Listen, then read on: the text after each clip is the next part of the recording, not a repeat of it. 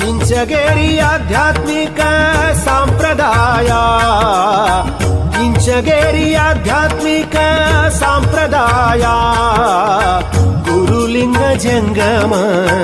ಮಹಾರಾಜ ಗುರುಲಿಂಗ ಜಂಗಮ ಮಹಾರಾಜ ಉಪದೇಶ ನೀಡಿದ ಕಾಡಸಿದ್ಧರು ಉಪದೇಶ ನೀಡಿದ ಕಾಡಸಿದ್ಧರು ಇತಿಹಾಸ ಬರೆದ ಭಾವುರಾಯರು ಇತಿಹಾಸ ಬರೆದ ಭಾವುರಾಯರು